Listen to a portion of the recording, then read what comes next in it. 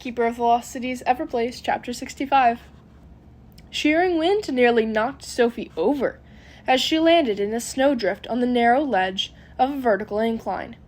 She had about a second to celebrate that her teleporting had worked, and she'd made it to Everest. The reality kicked in. She hadn't considered the toll it would take on her body to drop into such an extreme environment with no oxygen, or coat, or boots, or anything she needed to survive. Within seconds, her blood started to freeze in her veins, making her brain throb and her whole body shake as she lost feeling in her fingers and toes. She could vaguely see the rigid shape of a corpse in green boots amid the blinding narrow white surrounding her. But her head was spinning and her chest was heaving, and she was fairly certain she was dying, if she wasn't dead already. She stumbled forward, and the motion made her want to vomit. Her limbs felt like they were dragging anchors, and all her instincts begged her to curl up in a ball and never move again. Only sheer desperation compelled her into the cave, which mercifully gave her a slight break from the relentless wind. But it was empty. It was just her and the green boots. A fact she was trying very hard not to think about. She trudged to the rock face, searching for any sign of the door that was supposed to be there. But all she found was solid ice. Panic took over as she pounded on the walls, screaming for Fitz, or Keith, or Bianna, or Dex, or Alden, or Grady, and she couldn't remember who was supposed to be there anymore. She could barely remember her name, and she knew that there was something important there, but she couldn't remember what she was there for. At least she wasn't shivering anymore.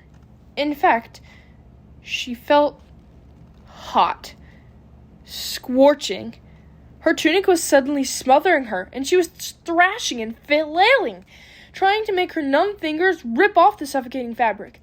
Before she managed it, strong arms dragged her into the dim cavern, which sealed closed behind her. She fought and squirmed as something metal was shoved over her nose, but the muscle arm held her in place as a gruff voice said, "Breathe, Sophie." Sophie. Her name was Sophie. Her shoulders relaxed, and she inhaled a deep breath of warm, sweet air. Then another, and another. Her head felt like it was filled with a gray, sloshy soup, but she could feel tingles in her toes and fingers, and her frozen body started to thaw. "Better?" the voice asked, pulling the cold metal away from her nose. As she opened her eyes, she found Mr. Forkle leaning over her in a small, low-ceilinged cave. A bubble of warmth, and, strangely, normal air, deep in the mountain. "Atmosphere stabilizer," Mr. Forkle said, holding up a triangular gadget, like he knew what she was thinking. "Only works in small places."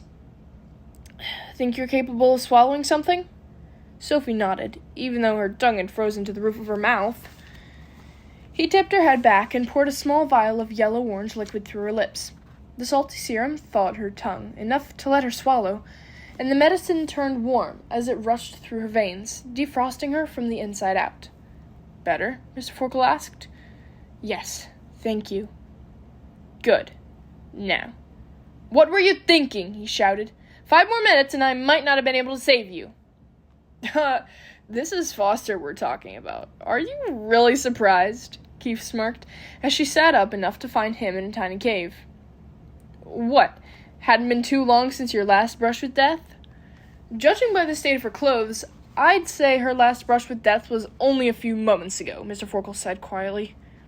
"Her circlet's gone too," Fitz said behind her.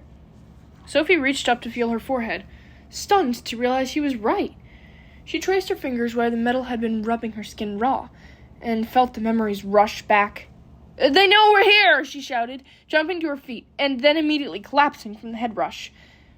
"Yeah, that's the point, remember?" Keith told her, pointing to the sensing crest pin in his long white cloak. "Everyone's in position." "No, I mean, they know it's a trap. They have a whole army of dwarves waiting for us." "Are you sure?" Mr. Forkle asked, as Sandor rushed to the hairline crack in the wall and pressed his nose against it. "I detect nothing," he announced, after several deep breaths.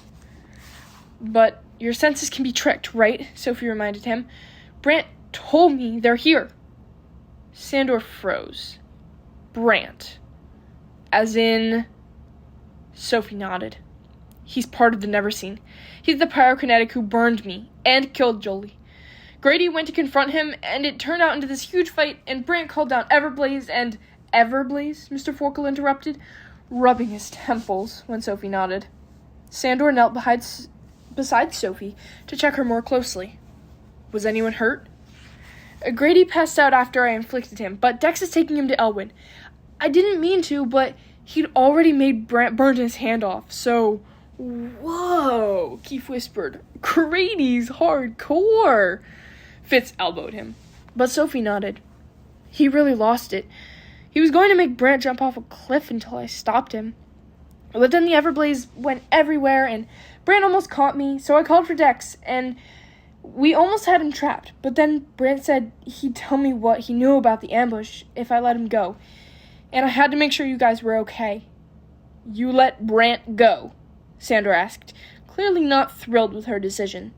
She wasn't a fan either, but... He knew what the Neverseen were planning, and he wouldn't tell me unless I gave him his green Pathfinder. Green?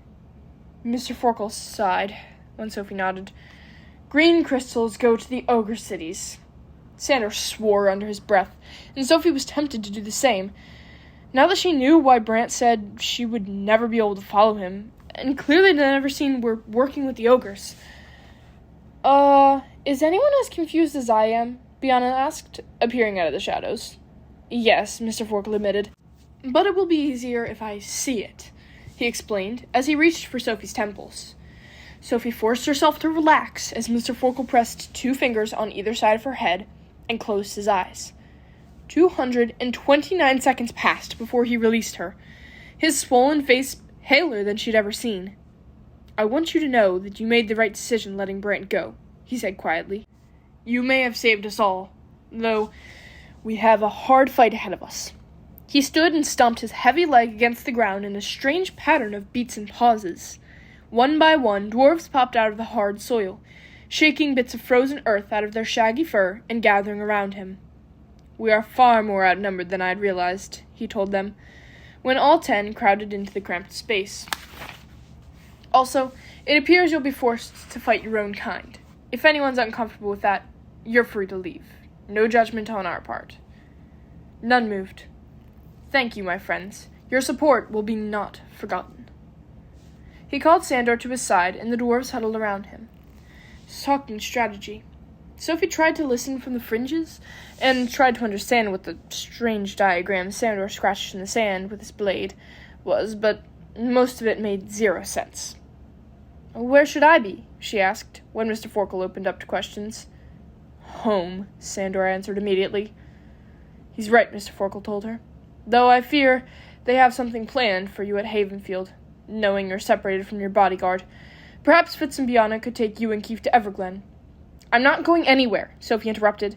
Me either, Keith agreed. Neither are we, Fitz and Biana added. Mr. Forkle shook his head. Sophie, you aren't even properly dressed. You'd be crippled by frostbite and the altitude sickness in a matter of minutes. Maybe, Sophie reluctantly agreed, but I can inflict from here. I'd only need the door left open enough to see where everyone is. And I can cover her, Fitz offered, and share part of my cloak. Me too, Biana added. I'm still going after my dad, Keith said quietly. I know, Sophie told him, knowing why he needed to, but wondering how he was really going to be able to face down his dad. You kids are forgetting that none of you were meant to fight, Mr. Forkle interrupted them. But I have my abilities back now, Sophie argued. And I took these from my dad's office, Fitz said, holding up a silver medal.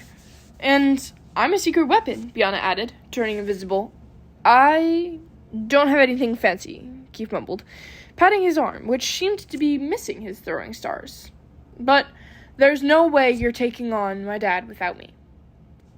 If I have to tie you to this cave, I will, Sandor warned them.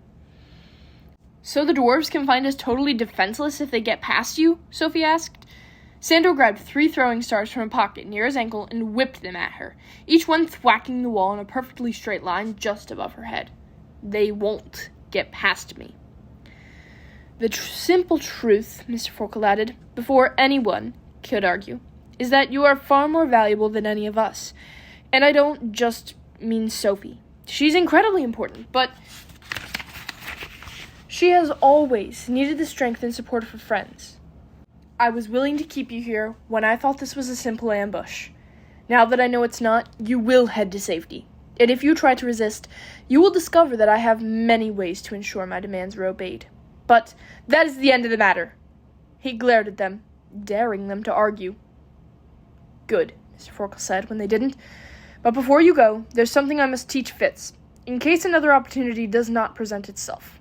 He waved Fitz over to where Sophie was standing. Place your hands on Sophie's temples. I'm going to show you how to slip past her blocking. What? Fitz, Sophie, Keith, and Biana all asked at the same time, though Keith was the loudest. Are you okay with that? Fitz asked.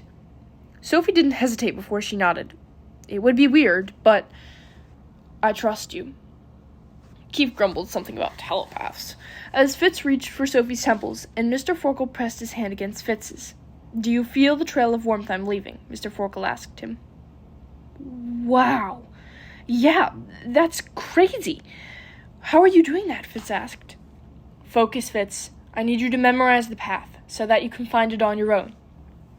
Right, Fitz mumbled, his brow furrowing with concentration. Sophie tried to feel what they were feeling, but she couldn't detect any trace of their presence. There, Mr. Forkle announced, making Sophie jump. Did you see that? I think so, but I don't understand what you did. That's the point of trust. Transmit the right thing, and her guard will lower. What do I transmit? It varies person to person. What makes her trust me will not work for you. So, just so you guys know, this is super weird to watch, Keith told them, earning himself a shout of silence from Mr. Forkle. But Sophie had to agree. She'd never expected to have an audience, while an elf who created her taught someone how to slip past her mental defenses, especially when Fitz leaned closer and whispered, What do I say? How do I know? I don't even know what he says, she told him. She's right. It's her subconscious you're reaching, Mr. Forkle explained. Her conscious mind cannot help it. Fitz sighed, his eyes wandering over Sophie's face, like he expected the answer to be scrawling around her lips. Maybe it was, because a few seconds later he pumped his fist and shouted, I'm in! And whoa, it's overwhelming. Yes, Mr. Forkle agreed. Photographic memories can be. We're running out of time, so I'm afraid you can't explore. But are you following the warmth? Fitz nodded, and his eyes widened. Yes, Mr. Forkle told him. Before Fitz could speak, remember this place. You may need it, possibly soon. What? Sophie asked. Don't tell her, Mr. Forkle ordered Fitz. She is not yet ready to know. Are you kidding me? Sophie shouted. It's my brain. Yes, and I'm doing everything I can to protect it. Come on, Fitz. That's enough for today. He pulled Fitz back, and Fitz shook his head, rubbing his temples. You okay? Keith asked. And Sophie wasn't sure if he was asking her or Fitz. Their answers were both the same. I think so. Though Fitz's sounded far less sure. And now it's time to go, Mr. Forkle said, fishing out a glowing purple vial and handing it to Biana. You still have the charm? Rumbling above them drowned out her answer, and everyone ducked and covered their heads as rock and ice rained down. Is it an avalanche? Sophie shouted, realizing that if it was, screaming was probably not the best idea. But it wasn't an avalanche, or not a natural one at least. It was two gorilla-sized arms punching through the rock in the ceiling. They grabbed Sophie by the shoulders and pulled her through the roof before she had the chance to scream.